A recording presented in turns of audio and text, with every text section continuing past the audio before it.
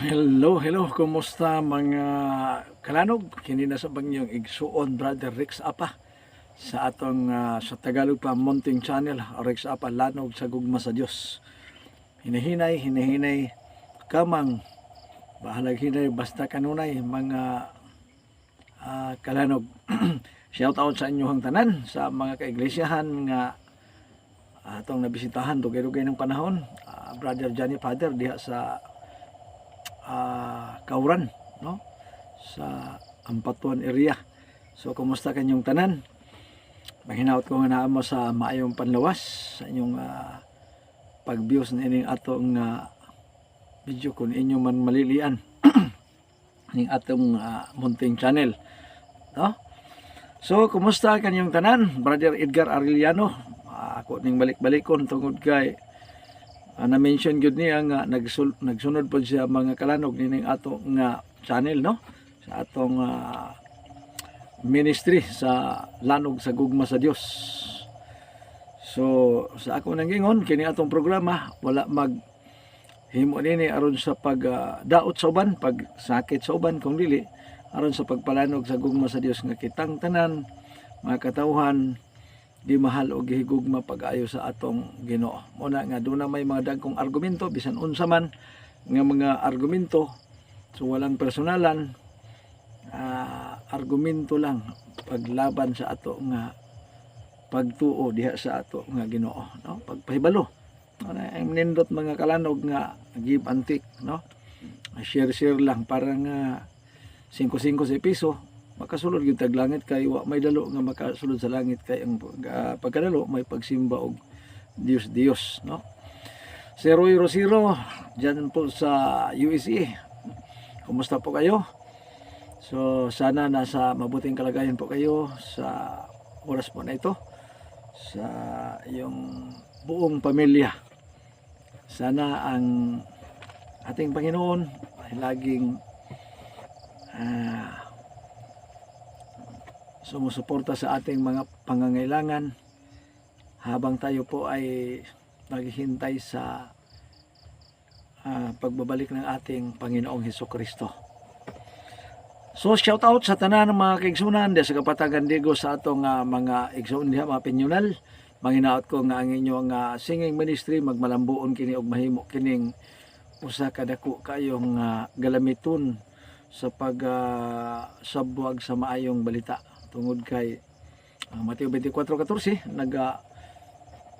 sulti nga kini may balita sa kini sa langit iwalis tibok nga kalibutan ug ang katapusan maabot na. So ang pagwali dili lamang kay sa pagsulti kung dili sa mga alawiton usab tungod kay mga alawiton usa kini kadako kayo tabang sa ministry. Munang matud pa ni Ellen G. White Patriarchs and Prophets 592 ingon pa niya music is an act of prayer. Munang dako kay sig ikatabang. So pahiluna mga kalanog niining atong laing edisyon na sa atong video sa atong Rex Apa lanog sa gugma sa Dios. Doon na po kita gamayng tokion mga hinigugmang mga kalanog ini atong video karon tungod kay dunay mga argumento na sa ako nang giingon sa mirabayng video nga dunay gitawag sa mga eksperto og peripheral truth unya dunay central truth. So ang peripheral kung baga ako na ning gibalik-balik kung sa mangga o sa mga prutas ang peripheral mao ni siya ang panit o niya ang central mao ni ang unod. So mani nga dunay duha ka bahin mo na nga sa Bible pod do na tay pagtong gitawag og explicit do na poy implicit, no? Dunay mabasa directly nga letra por letra, no? Og do na poy atong mabasa nga implicit murag ato pang basahon o nya atong sabton. Muna dili tanan naagid sa Biblia directly mabasa nato sama ni Miguga po ingon pa niya nganong mamahaw man kuno mo nga wa man masuwat sa Biblia ang mamahaw nya nganong malibang man mo nga wa man masuwat sa Biblia ang malibang. So ang uban naagyod nganong mangihi man mo nga wa man masulat sa Biblia ang pagpangihi. Doon ay mga butang mga hinigumang klanog nga dili na kinahanglan ato pang basahon. Ang gitawag bag common sense. No? Unya ang pagpangihi kasagaran kuyog man ini kalibang unya kay sa Biblia kung tan-awon mo Deuteronomio 23 dunay sanitary law nga gibutang ang Dios gani nagsulti siya nga kinahanglan nga magbuhat mog bangag aron nga inyong kalibangan. So dala na amigo gapo inig malibang ka mangihi jud ka kay tag sargi na libang bang di mangihi manang magkuyog na siya mga kalanog. So pahiluna ta sa ato nga edisyon na sab karon sa ato nga video kay do na po kitay susihon. Atong tun-an karon sa ato nga edisyon mga hinigugma mga kalanog kining kabahin sa gikagubtan nga isyo kabahin sa rehistro no ang rehistro sa iglesia sagad karon maoy basihan na nila nga ang ilang iglesia maoy tinuod kay rehistrado no mao ni argumento karon nga ilang ilabay unya labayon nila ang Seventh Adventist nga ang Adventist wala marehistro sa SIC kay ang narehistro korporasyon no? Wala man taybot anay mga inigugma mga kalanog kay nga naman 832 sa 1 sa ding mabal-an mo kamaturan makabaton ka kagawasan pero lagi kay di magalikayan ni aman lagi kay mga mobatikos so ato po ni siyang isgutan pero dili pa magaampo sa ta makadyot alang sa pagpangamuyo sa balaang espiritu langit nun og sinbahan ng mga Dios na ikos sa kalangitan ikong tubran sa langit nung kaalam iningatak na sa maong video hinaot nga ikaw makiguban ug ang lang presensya makiguban kanamo samtang kami magahimo nining pagsusi na sa laing edisyon. Salamat sa pagdaos pagampo. Itugyan namong tanang pasalamatan sa ngalan ni Jesus. Amen. So mga kalanog atong hisgutan kining isyu kabahin sa rehistro kay murag dunay mga atat-atat jud kaayo ning rehistro. Gani si Pastor Bacalaris gitirahan pag-ayo sa atong mga igsuon ra pod sa Seventh Adventist nga gibutangan lang nila sumpay ang ikog no pero gunaon na to mga hinigog mga maklanog kita ra baya gyud unta nga naman kay ang adlang igpapulay gihimo maning ilhanan pero lagi kay do naman lagi mga argumento kay diha sa iglesia unang Korinto 11:18-19 ingon si Pablo nakita kong sulod sa iglesia dunay pagkabahin-bahin so kamo nga mga mag-igsuna na to diha sa Three Angels sa mga reform o sa regidta pinumdumi ninyo nga doon nalay pagkabahin-bahin no? Ang adlong igpapahulay kay ni ama na to mauni ang giingon ni Apostol Pablo nga usara pero doon nalay pagkabahin-bahin so alang po sa Seventh Adventist dili pud kaayo gipaka-importante nga marehistro gyud ang church kay ang church dili man gud na marehistro mga kalanog no di na marehistro ang church kay di man na maangkon og sa katawo gani gisgutan ni Pastor Bacalaris pero gisupak ni sa atong mga igsuon nga uban ay try ninyo nga iparehistro ninyo ang church nya na gisulti kadtong usa ka evangelist pod sa Three Angels sa message nga matod pa niya nga dili kuno insakto nga ingon ni Bacalaris nga dili pwede iparehistro ang church tinuod man gid pod na mga kalanog isulay niyo parehistro sa SIC ang church. Wala may narehistro sa SIC mga kalanog nga church. Marehistro na kung imo yung sumpayan or imo bang botangan og sinugdan pareha sa Katolik. Moingon ang mga Romano Katoliko nga ang matuod nga iglesia Katolik, dili man na iglesia ang Katolik. Ang Katolik universal. Amo na nga ang church dili po nimo pwedeng iparehistro tungod kay church man na siya no church na siya unya dili po compulsory nga iparehistro gyud nimo sa SIC muna nga tungod sa grupo sa Seventh Adventist mga kalanog nga gitawag naman ni siya ang grupo ang pundok og church bisag di pa nimo iparehistro nga naman ang church pundok sa mga katauhan so ang pundok sa mga katauhan nga Seventh Adventist nagparehistro unsay giparehistro korporasyon nga naman mali day ng korporasyon pareha ra mangunas company mali di ay korporasyon sa mga Seventh Adventist kung wa mo mugawas apil mo din pareha sa korporasyon sa mga manulunda company Tama. Hebrehanon Kapitulo 12, versikulo 22. Ngayon, but ye are come unto Mount Zion, and unto the city of the living God, the heavenly Jerusalem, unto an innumerable company of angels. Gani company, ang angels man ang corporation, kumpanya. Kumpanya ang Seventh-day Adventist. Dili na ang church may giparehistro kay ang pundok sa mga tao, mga kalanog, ang tapok, church na nadaan. Tanawa ra gud ang words nga church. Kuhaan ang iyo kung mabasa pa ba na.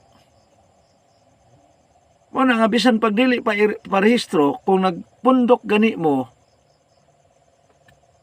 you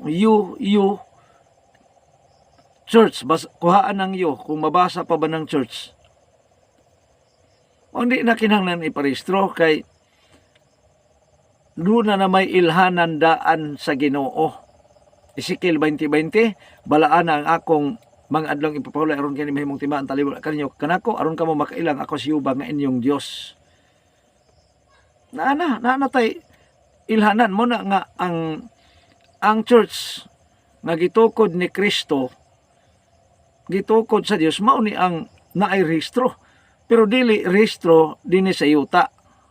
Akong tiwas og basa ha. Hebrehanon chapter 12 verse 23. To the General Assembly, kinatibukan mo na siya. To the General Assembly and Church.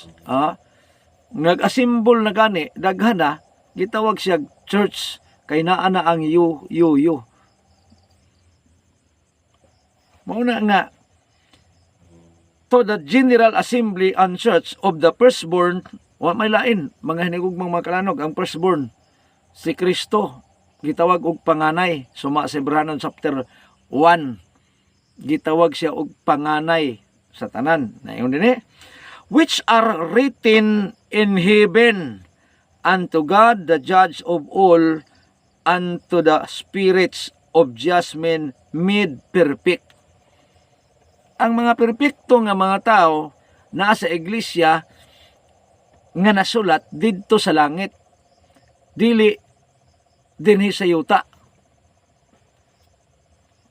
Nga naman, ay kung maparehistro ang tinukod ni Kristo nga iglesia dinhi sa yuta, murag nabalitad na. Nabalitad na. Ano man, sa Roma chapter 13, ang gobyerno mugna sa Dios, gikan sa Dios. Unya ang Dios magtukod og iglesia, unya iparehistro sa iyang minugna. Mao na dako kayong problema. Mamatikos mo, blansiya sa ninyo og maayo mga hinigugmang mga kalanog. No? Kay dili man basihanan ang rehistro dinhi sa kalibutan nga mao na nay tinuod imong iglesia kay girehistro ka. Tanawa. 1 John 5 verse 19. Ingon pa din mga kalanog. And we know that the Son of God is come.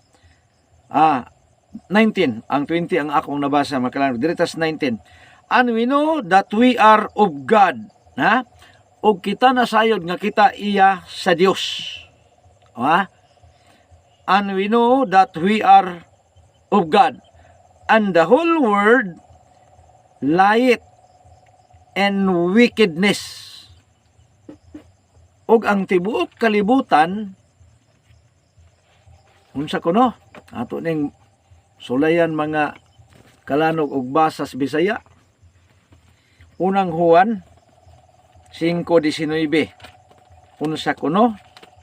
Ato ning tan-awon. Dinhi sa Maayong Balita version mga kalanog. Ingon pa dinhi. Unang Juan 5:19. Unsay gisulti? Nasayod kita nga iya kita sa Dios. Ug nga naulipon sa yawa ang tibuok kalibutan. Nawara.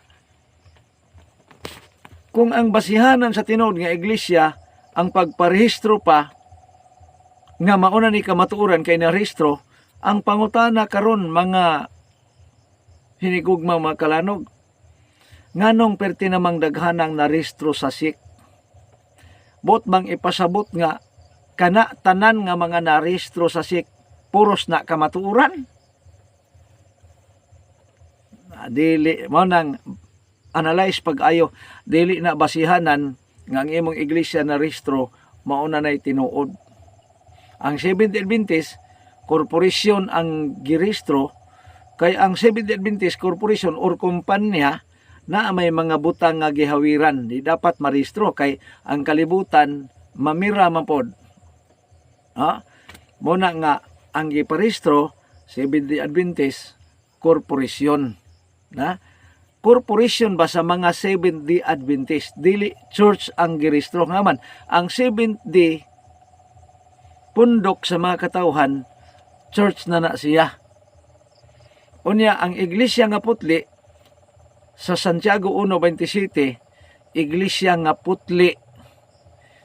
Sa ato pa putli dili mabulingan karon kung imong iparehistro diya sa SIC nga nailalom sa gahom sa dautan, ang church gyud unsay mahitabo sa mga iglesia, di bulingot. Igo na nga ang imong iglesia wa man marehistro sa SIC pero rehistrado dito sa langit. Unsa may ilhanan nga ikaw rehistrado sa langit? Do na kay connection sa langit. Unang Timoteo 6 versikulo 14, ako magatugon kanimo nga dili nimo bulingan ang kasuguan hangtod sa pagbalik sa atong Ginoo. Kinsay balikan kadtong nagtuman sa kasuguan, dili prueba nga ang imong iglesia na rehistro sa SIC mao na nay tinuod. Ni ay Biblia mga hinigog mga kalanog. King James Version 14:12 pinadayag, ani-ani ni ang agda sa pagkaminantuson sa mga balaan sa mga na nagbantay sa kasuguan sa Dios ug sa tinuuhan ni Hesus. Tawa. Yang importante di ay ang imong pagkabalaan, dili kay ang imong pagkarehistrado sa SIC. Nga naman, kay ang kalibutan na ilalom sa gahom sa dautan. Nga naman, ingon ang 12:12 pinadayag, paglipay o kalangitan, apan pagsubo, yuta og dagat, kay niya dinhi nahulog ang yawa nga napuno sa kapungot, tungod kay gamay na lang ang iyang panahon. Kisa iyang gikapungtan, kadtong iglesia nga na-record dito sa langit. Kinsa man kadtong nagtuman og sugo, Esdras 7:23, ang ipabuhat sa Dios sa langit, ipabuhat sa yuta sa Sibu gayod. Mo nang sa Mateo 7:21 niingon si Kristo, dili ang tanan na yun kanako Ginoo makasulod sa gingaran sa langit kundi kadto lamang nagtuman sa kabuton sa man nga tuwa sa langit. Naman koneksyon dito sa langit, dito ang rehistro suma sa atong nabasa. 12:23 sa Hebrehanon. Tuwa dito na sulat ang iglesia nga iyang gitukod ni Kristo. Unang sige taglalis diri si tag-away, Biblia nagsulti Mateo 16:18, sultihan ko ikaw nga ikaw Pedro ibabaw ning bato tukuron kung akong iglesia. Bisan pa ang kamatayon dili makabuntog ni ini. Naingalan? Wala. Nga naman, kay narehistro dito sa langit. Mao kitang mga nag-alagad usab, mga hinigong mga makalanog, sa Lucas 10:20, ayaw kamog kalipay nga mga espiritu, mga dautan, mutuo ninyo. Parehapin ninyo, sige gribyok, sige papagawas og mga yawa niya. Pag resulta, wa day mailhis Ginoo. Nga naman, kay wa magtamod sa adlaw nga igpapahulay. Nagbuhat og dautan. Nga, unsang dautan gibuhat? 3:17 Nehemias, nganong gibuhat niyo kining dautang buhat, gilapas niyo ang adlaw igpapahulay. Ano bisag unsag, praise the Lord, hallelujah, dili gihapon na-record ang mga pangalan dito sa langit nga diin dito ang iglesia narehistro na sulat dili sa SIC. Una nga ang atong paningkamutan, ang atong pagkinabuhi nga muhaom diya sa pagkabalaan sa atong Ginoo. 7:27 Daniel, ang gingarian sa Dios gitagana alang sa mga balaan. Dini nga maong video, mahinaot ko nga nakakuha na po itong pagtulunan, kini si Brother sa apa, salanog sa gugma sa Diyos mag-ingon, ang lapad og dakong gugma sa Diyos magbungkos ka natong tanan, ay kalimot pag-like, i-share o i-subscribe usab kining maong video. Bye-bye, God bless.